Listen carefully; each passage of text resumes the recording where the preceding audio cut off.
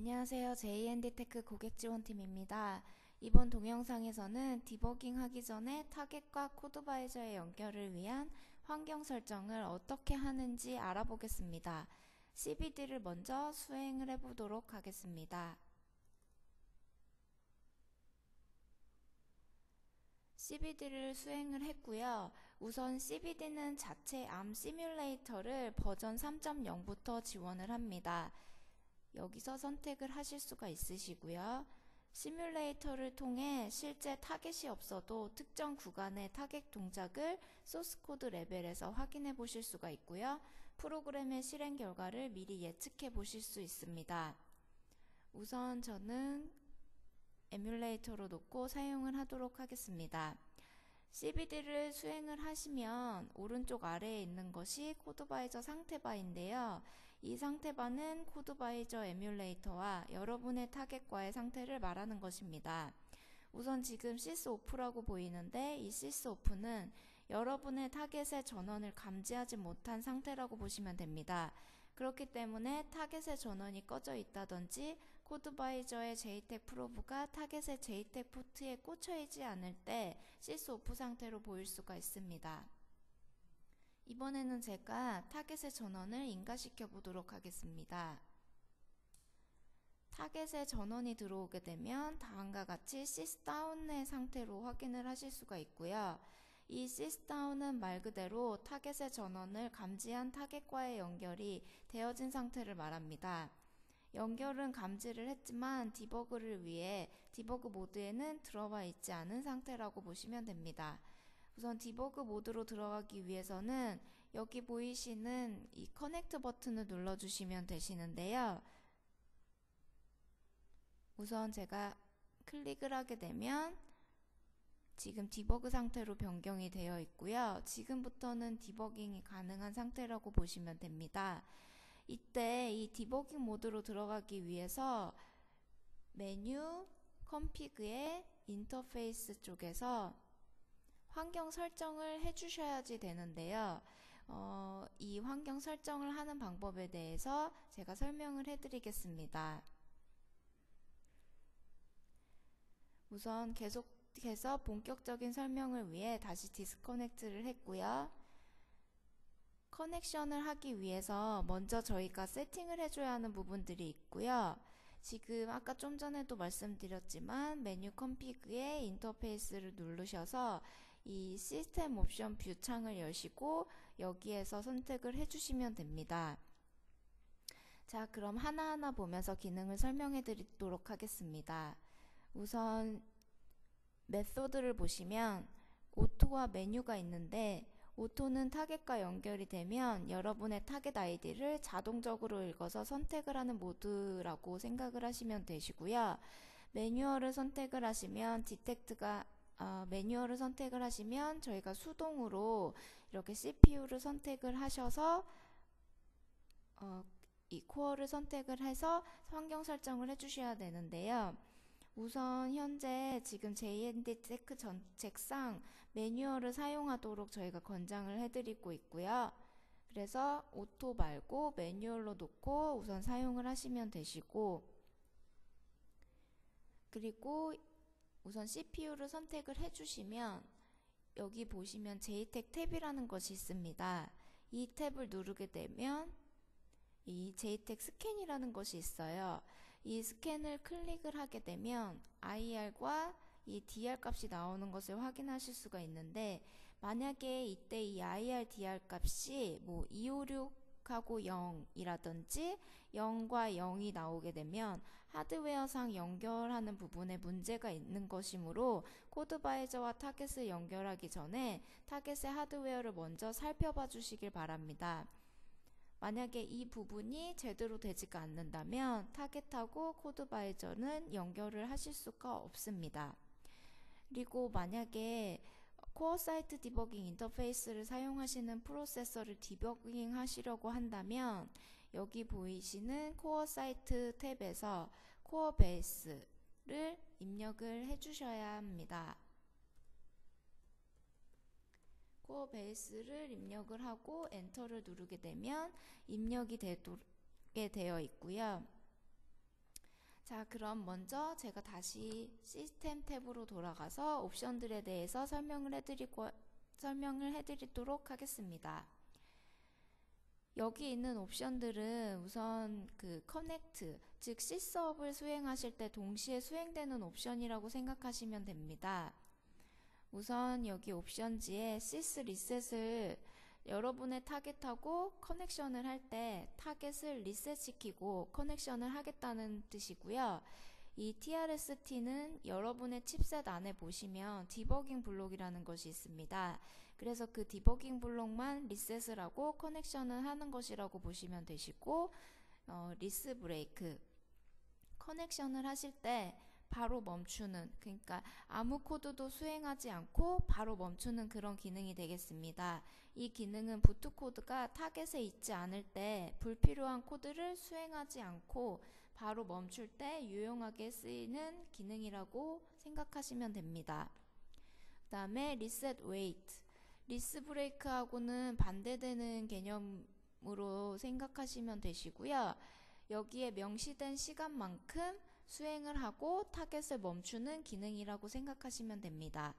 이 경우에는 여러분이 반드시 부트 코드를 수행하셔야 할 때 일정 시간 타이밍을 주셔야 할 때 그만큼의 시간을 적어주시고 사용하시면 됩니다. 다음으로는 DACR인데요. 이거는 도메인 어세스 컨트롤 레지스터인데 여러분의 메모리에 접근할 때 관한 관리를 하는 레지스터가 있습니다. 만약에 이것을 체크하게 되면 그 권한에 상관없이 항상 메모리를 강제적으로라도 접근 가능하게 해주는 옵션입니다. 터보 같은 경우에는 멀티 디버깅 환경 등 특별한 경우에만 사용을 하기 때문에 일반적인 경우에는 사용되지 않습니다. 파워 오버, 이거는 타겟 프로세서가 슬립 모드 같은 특정한 모드 등으로 진입하여 클럭이 나오지 않는 경우에 대기하는 옵션입니다. 다음은 빅 엔디언이고요. 여러분이 이미지를 컴파일 하실 때 빅 엔디언이나 리틀 엔디언으로 정해지실 수 있는데요. 만약에 빅 엔디언으로 컴파일을 하셨다면 반드시 체크를 해주시고 디버깅을 할 때 확인 가능하도록 해주셔야 합니다. 여기 보이시는 use CR이라는 게 있는데요. 여기에 보시면 C 레지스터라고 있어요. 이곳을 보면 디바이스 리스트에서 여러 디바이스들이 존재하는 것을 확인하실 수가 있으신데요.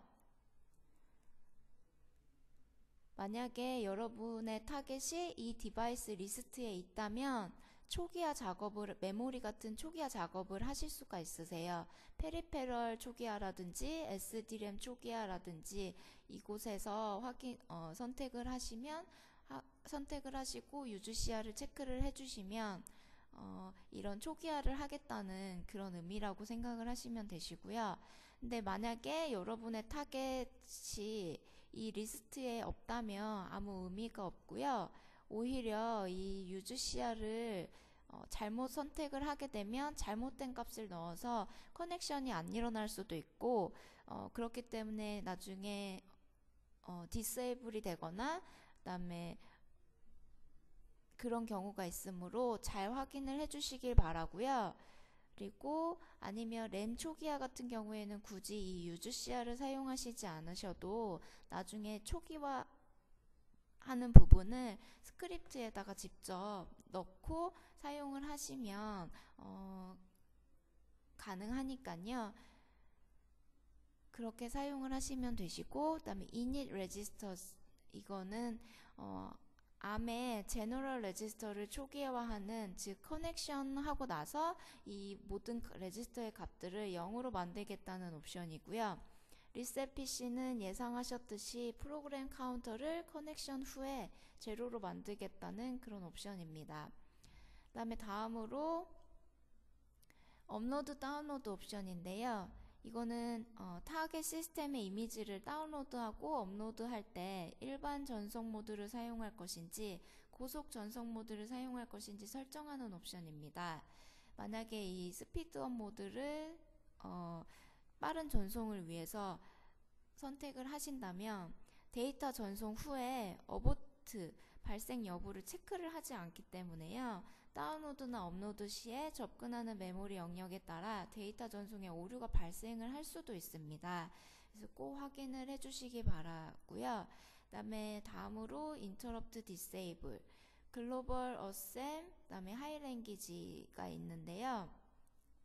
글로벌은 프로세서의 전역 인터럽트를 비활성화하는 거고, 어셈은 어셈블리 스텝을 진행하는 동안 인터럽트를 비활성화시키고요. 하이 레벨 랭귀지는 소스 코드 레벨에서 스텝 진행할 동안에 인터럽트를 비활성화시키는 옵션입니다. 특히 리눅스나 윈도우 CE 같은 거를 사용을 하신다면 글로벌 인터럽트 기능을 비활성화시켜 주셔야 됩니다. 만약에 해당 기능들이 이렇게 활성화가 되어 있으면 나중에 OS가 이제 부팅을 하면서 인터럽트가 발생하지 않아서 부팅이 제대로 되지 않을 경우도 있습니다. 다음으로 디스플레이 모드인데요. 오토 암 썸이 있고요. 디버그 리스트 창에서 이제 디서셈블리 시에 확인을 하실 수가 있는 그런 모드라고 생각하시면 되시고요. 썸 모드 자동 설정을 오토로 만약에 놓게 되면 자동으로 이제 암이나 썸 모드 자동 설정을 하실 수가 있고, 그 다음에 암으로 놓게 되면 썸 모드를 설정을 하게 되면 썸으로 이렇게 설정을 해주시면 됩니다. 그리고 다음으로는 JTAG 클럭인데요. 코드바이저에서 대부분의 타겟을 커넥션할 때 보통 10메가로 놓고 사용을 하시지만 1kHz부터 50MHz까지 지원을 하고 있으므로 수정을 해서 사용하실 수 있습니다. 그 다음에 RTCK, 이거는 Return TCK, 이 옵션은 여러분의 몇몇 타겟을 보면 RTCK가 있는 경우가 있고요. 그런 경우에는 반드시 RTCK를 체크해 주셔야 됩니다. 그리고 SWD, 시리얼 와이어 디버그 인터페이스를 사용하시는 코어의 경우 체크를 하시게 되면 되고요. RTCK를 체크를 하게 될 경우에는 비활성화가 됩니다. 마지막으로 몇 가지 모드가 더 있는데요. 여기 커넥션, 여기 업 같은 경우에는 커넥션이라고 생각을 하시면 되세요. 말 그대로 커넥션을 하는 거고요. 그리고 여기 보이는 어태치 같은 경우에는 여기 있는 이 옵션들, 보이시는 이 옵션들과 관계없이 아무것도 수행하지 않고 타겟과 에뮬레이터를 커넥션을 하는 옵션입니다. 그래서 타겟이 수행됐던 현 상태로 커넥션을 하는 모드라고 생각하시면 되고요. 프리페어가 먼저 고는 커넥션 후에 바로 타겟을 수행하는 옵션이고, 프리페어, 디버그 블락 접근 등을 위한 프리페어 모드 연결하는 옵션입니다. 다음으로 디태치, 타겟 시스템 프로세서의 디버그 블록과의 연결을 해제하는 거고요. 스탠바이는 타겟 시스템 전원이 꺼진 상태에서 체크 시에 타겟 시스템 전원이 켜짐과 동시에 연결을 할 수 있도록 대기를 하게 됩니다. 그 다음에 여기 다운이라고 보시는 거는 디스커넥트 하는 거라고 생각을 하시면 되시고요. 이제 제가 커넥션을 한번 해보도록 하겠습니다. 우선 이 업 버튼을 누르게 되면 커넥션이 되는 거를 확인하실 수가 있고요. 다시 다운을 누르게 되면 디스커넥션을 하는 거를 확인하실 수가 있습니다. 이때 커넥션을 하게 되면 오른쪽 아래 상태바에서 디버그 모드로 다운을 하게 되면 다시 시스다운으로 변경되는 것을 확인하실 수가 있습니다. 좀 더 자세한 설명은 코드바이저 레퍼런스 매뉴얼을 참조해 주시거나 JND테크 고객지원팀으로 연락해 주시면 문제에 대해서 응대해 드리겠습니다. 감사합니다.